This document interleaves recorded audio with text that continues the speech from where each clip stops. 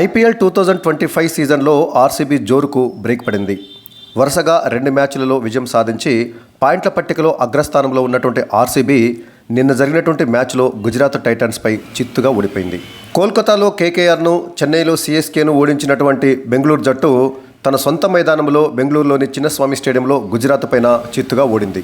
ఈ మ్యాచ్లో ముందుగా బ్యాటింగ్ చేసినటువంటి ఆర్సీబీ నిర్ణీత 20 ఓవర్లలో 8 వికెట్ల నష్టానికి 169 పరుగులు మాత్రమే చేయగలిగింది. ఆర్సీబీ బ్యాటర్లలో లియామ్ లివింగ్స్టోన్ 40 బంతుల్లో 1 4 5 సిక్సర్లతోటి 54 పరుగులు చేసి హాఫ్ సెంచరీతోటి రాణిస్తే, జితేష్ శర్మ 21 బంతుల్లో 5 4లు 1 సిక్సర్ తోటి 33 పరుగులు, చివరిలో టిమ్ డేవిడ్ 18 బంతుల్లో 3 4లు 2 సిక్సర్లతోటి 32 పరుగులు చేసి దూకుడుగా ఆడటంతో ఆర్సీబీ ఆ మాత్రం స్కోర్ను సాధించగలిగింది. ఇక గుజరాత్ టైటాన్స్ బౌలర్లలో మహమ్మద్ సిరాజ్ చెలరేగి 3 వికెట్లు తీస్తే, సాయి కిషోర్ 2 వికెట్లు పడగొట్టాడు. ఇక అర్షద్ ఖాన్, ఇషాంత్ శర్మ చెరో వికెట్ తీశారు. అనంతరము గుజరాత్ టైటన్స్ 17.2 ఓవర్లలో కేవలం 2 వికెట్లు మాత్రమే కోల్పోయి 170 పరుగులు చేసి సునాయాస విజయాన్ని అందుకుంది.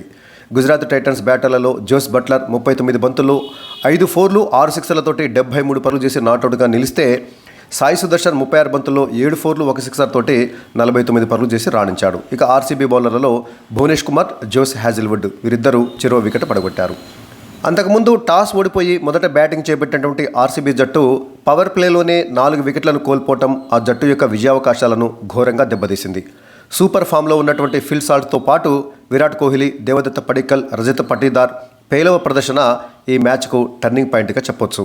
ఈ టాప్ 4 బ్యాటర్లలో ఒక్కరు క్రీజ్లో నిలబడిన ఫలితం మరోలా ఉండేది. సంచలన బౌలింగ్ ప్రదర్శనతోటి ఈ మ్యాచ్లో సిరాజు మోస్ట్ వాల్యుబుల్ ప్లేయర్గా నిలిచిపోయాడు. విధ్వంసకర బ్యాటింగ్ తోటి ఆర్సీబీ లక్ష్యాన్ని చిన్నది చేసినటువంటి జోస్ బట్లర్ అన్సంగ్ హీరోగా నిలిచాడు. స్వల్ప విజయ లక్ష్యాన్ని గుజరాత్ టైటాన్స్ ఆడుతూ పాడుతూ ఛేదించింది. కెప్టెన్ శుభ్మన్ గిల్ 14 పరుగులు చేసి త్వరగానే అవుట్ అయినప్పటికీ జోస్ బట్లర్తో కలిసినటువంటి సాయి సుదర్శన్ ఇన్నింగ్స్ను ముందుకు నడిపించాడు. ఆరంభంలో కాస్త ఆచితూచి ఆడటంతో పవర్ ప్లేలో గుజరాత్ 1 వికెట్ నష్టానికి 42 పరుగులు చేయగలిగింది. అనంతరం కాస్త దూకుడు పెంచినటువంటి ఈ జోడీ ఆర్సీబీ బౌలర్లపైన భారీ షాట్లతోటి విరుచుకుపడింది. హాఫ్ సెంచరీ ముంగిట సాయి సుదర్శన్ను జోస్ హ్యాజిల్వుడ్ కీపర్ క్యాచ్గా అవుట్ చేసినప్పటికీ రూథర్ఫోర్డ్ సాయంతో జోస్ బట్లర్ చెలరేగాడు. భారీ సిక్సర్లు బాదినటువంటి అతను 31 బంతుల్లోనే హాఫ్ సెంచరీ పూర్తి చేసుకున్నాడు. ఇక మరో ఎండ్లో రూథర్ఫోర్డ్ సైతం బ్యాటుకు పనిచెప్పడంతో ఆర్సీబీ బౌలర్లు ఏం చేయలేకపోయారు. హ్యాజిల్వుడ్ వేసినటువంటి 18వ ఓవర్లో జోస్ బట్లర్ 2 భారీ సిక్సర్లు బాది విజయాన్ని ఖాయం చేయగా, రూథర్ఫోర్డ్ సిక్సర్ తోటి మ్యాచ్ను ముగించాడు. అంతకుముందు టాస్ ఓడి మొదట బ్యాటింగ్కి దిగినటువంటి ఆర్సీబీకి ఆదిలోనే గట్టి షాక్ తగిలింది. పిచ్ నుంచి లభించినటువంటి సహకారాన్ని గుజరాత్ టైటన్స్ బౌలర్లు అందిపుచ్చుకున్నారు. సిరాజ్ వేసినటువంటి తొలి ఓవర్లోనే ఫిల్ సాల్ట్ ఇచ్చినటువంటి సునాయాస క్యాచ్ను జోస్ బట్లర్ నేలపాలు చేశాడు. కానీ ఆ మరుసటి ఓవర్లోనే విరాట్ కోహ్లీని అర్షద్ ఖాన్ క్యాచ్ అవుట్గా పెవిలియన్కు చేర్చాడు. అనంతరం సిరాజ్ తన వరుస ఓవర్లలో దేవదత్త పడిక్కల్తో పాటు డేంజరస్ బ్యాటర్ ఫిల్ సాల్ట్ను క్లీన్ బౌల్డ్ చేశాడు. పడిక్కల్ 4 పరుగులు చేసి అవుట్ అయితే ఫిల్ సాల్ట్ 14 పరుగులు చేసి అవుట్ అయ్యాడు. ఫిల్ సాల్ట్కు 2 లైఫ్లు లభించినా కూడా అతను దాన్ని సద్వినియోగం చేసుకోలేకపోయాడు. ఒకసారి కీపర్ జోస్ బట్లర్ క్యాచ్ వదిలేస్తే మరోసారి రన్అట్ ప్రమాదాల నుంచి తప్పించుకున్నటువంటి ఫిల్ సాల్ట్ దాన్ని సద్వినియోగం చేసుకోలేక 14 పరుగులకే అవుట్ అయ్యాడు. దాంతో 35 పరుగులకే ఆర్సీబీ 3 వికెట్లను కోల్పోయి పీకల్లోతు కష్టాల్లో పడింది. పవర్ ప్లే తర్వాత రజత్ పటీదార్ను ఇషాంత్ శర్మ ఎల్బీడబ్ల్యూగా పెవిలియన్కు చేర్చడంతో ఆర్సీబీ కష్టాలు మరింతగా పెరిగాయి. ఈ పరిస్థితుల్లో జితేష్ శర్మ, లియామ్ లివింగ్స్టోన్ వీరిద్దరూ కలిసి జట్టును ఆదుకునే ప్రయత్నం చేశారు. జితేష్ శర్మ భారీ షాట్లతోటి విరుచుకుపడ్డాడు. 52 పరుగుల భాగస్వామ్యంతో క్రీజ్లో సెట్ అయినటువంటి ఈ జోడీని సాయి కిషోర్ విడదీశాడు. భారీ షాట్ ఆడే ప్రయత్నంలో జితేష్ శర్మ క్యాచ్ అవుట్గా వెనుదిరిగాడు. ఇక క్రీజులోకి వచ్చినటువంటి కృణాల్ పాండ్యా తీవ్రంగా నిరాశపరిచాడు. కేవలం 5 పరుగులు మాత్రమే చేసి పాండ్యా అవుట్ అయ్యాడు. సాయి కిషోర్కు రిటర్న్ క్యాచ్ ఇచ్చి మరి కృణాల్ పాండ్యా అవుట్ కావడం జరిగింది. టిమ్ డేవిడ్తో కలిసి లియామ్ లివింగ్స్టోన్ చివర్లో చెలరేగాడు. ముఖ్యంగా రషీద్ ఖాన్ బౌలింగ్లో విరుచుకుపడ్డాడు. అతని బౌలింగ్లో లివింగ్స్టోన్ ఏకంగా 5 సిక్సర్లు బాదటం విశేషం. ఈ క్రమంలో అతను 39 బంతుల్లోనే హాఫ్ సెంచరీని పూర్తి చేసుకున్నాడు లివింగ్స్టోన్. మరో ఎండ్లో టిమ్ డేవిడ్ ఉండటంతో ఆర్సీబీ 190 పరుగులు చేస్తుందని అంతా అనుకున్నారు. కానీ 19వ ఓవర్ వేసినటువంటి సిరాజు లివింగ్స్టోన్ను కీపర్ క్యాచ్గా పెవిలియన్కు చేర్చాడు. దాంతో ఆ ఓవర్లో కేవలం 4 పరుగులు మాత్రమే వచ్చాయి. ఇక ప్రసిద్ధ కృష్ణ వేసినటువంటి ఆఖరి ఓవర్లో టిమ్ డేవిడ్ వరుసగా 4 6 4 బాది ఆఖరి బంతుకి బౌల్డ్ అయ్యాడు. ఈ ఓవర్లో 16 పరుగులు రావడంతో ఆర్సీబీ 169 పరుగులు చేయగలిగింది. తన నిప్పులు చెరిగే బౌలింగ్ తోటి ఆర్సీబీ బ్యాటింగ్ వెన్నువిరిచి ఈ మ్యాచ్లో గుజరాత్ టైటాన్స్ విజయంలో కీలక పాత్ర పోషించిన మహమ్మద్ సిరాజ్కు player of the match award దక్కింది. ఇక ఈ ఓటమితోటి ఇప్పటివరకు పాయింట్ల పట్టికలో అగ్రస్థానంలో ఉన్నటువంటి ఆర్సీబీ 3వ స్థానానికి పడిపోయింది. మొత్తం 3 మ్యాచ్లలో 2 విజయాలు 1 పరాజయంతో మొత్తం 4 పాయింట్లతోటి మరి ఆర్సీబీ పాయింట్ల పట్టికలో 3వ స్థానంలో చేరింది. మిగతా పంజాబ్ కింగ్స్ కానీ, ఢిల్లీ క్యాపిటల్స్ కానీ, గుజరాత్ టైటన్స్ కూడా 4 పాయింట్లు ఉన్నప్పటికీ నెట్ రన్ రేట్ ఆధారంగా పంజాబ్ కింగ్స్ తొలి స్థానంలో, ఢిల్లీ క్యాపిటల్స్ 2వ స్థానంలో, ఆర్సీబీ 3వ స్థానంలో నిలిచాయి. ఇక ఈ మ్యాచ్లో విజయంతో గుజరాత్ టైటన్స్ 4 పాయింట్లు సాధించి నెట్ రన్ రేట్ తోటి మరి 4వ స్థానంలో నిలవడం జరిగింది. ముంబై ఇండియన్స్ 5వ స్థానంలో, ఆ తర్వాత ఎల్ఎస్జీ 6వ స్థానంలో, సిఎస్కే 7వ స్థానంలో, ఎస్ఆర్హెచ్ 8వ స్థానంలో, రాజస్థాన్ రాయల్స్ 9వ స్థానంలో, కేకేఆర్ చివరి స్థానంలో ఉన్నాయి. సో ప్రజెంట్ డిఫెండింగ్ ఛాంపియన్గా ఉన్నటువంటి కేకేఆర్ 3 మ్యాచ్లలో కేవలం ఒకే ఒక విజయం సాధించి మరి ప్రస్తుతము పాయింట్ల పట్టికలో అట్టడుగున ఉంది. 5వ స్థానంలో ఉన్నటువంటి ముంబై ఇండియన్స్ కానీ, 10వ స్థానంలో ఉన్నటువంటి కేకేఆర్ కానీ పాయింట్ల పరంగా ఎలాంటి తేడా లేదు. సో అన్ని జట్టు కూడా అంటే 5 నుంచి 10వ స్థానంలో ఉన్నటువంటి అన్ని జట్లు కూడా 2 పాయింట్లే సంపాదించినప్పటికీ నెట్ రన్ రేట్ ఆధారంగా ముంబై ఇండియన్స్ 5వ స్థానంలో, ఎల్ఎస్జీ 6వ స్థానంలో, సిఎస్కే 7వ స్థానంలో, ఎస్ఆర్హెచ్ 8వ స్థానంలో, రాజస్థాన్ రాయల్స్ 9వ స్థానంలో, కేకేఆర్ 10వ స్థానంలో ఉన్నాయి. ఇక 1 నుంచి 4 స్థానాలలో ఉన్నటువంటి జట్లు వాటి కూడా పాయింట్లు తలా 4 పాయింట్లతోటి సమానంగా ఉన్నప్పటికీ నెట్ రన్ రేట్ ఆధారంగా పంజాబ్ కింగ్స్ తొలి స్థానంలో, ఢిల్లీ క్యాపిటల్స్ 2వ స్థానంలో, ఆర్సీబీ 3వ స్థానంలో, గుజరాత్ టైటన్స్ 4వ స్థానంలో ఉన్నాయి. సో మొత్తంగా ఈ టోర్నీలో జట్లన్నీ కూడా పోటాపోటీగా ఆడుతూ నువ్వా నేనా అన్నట్లుగా పాయింట్ల పట్టికలో మరి వాటి యొక్క స్థానాలు తారుమారు అవుతున్న విషయాన్ని మనం గమనించవచ్చు. ఇక ఈ మ్యాచ్లో స్కోర్ బోర్డు విషయానికి వచ్చినట్లయితే టాస్ ఓడి మొదట బ్యాటింగ్ చేపట్టినటువంటి ఆర్సీబీ నిర్ణీత 20 ఓవర్లలో 8 వికెట్ల నష్టానికి 169 పరుగులు మాత్రమే చేయగలిగింది.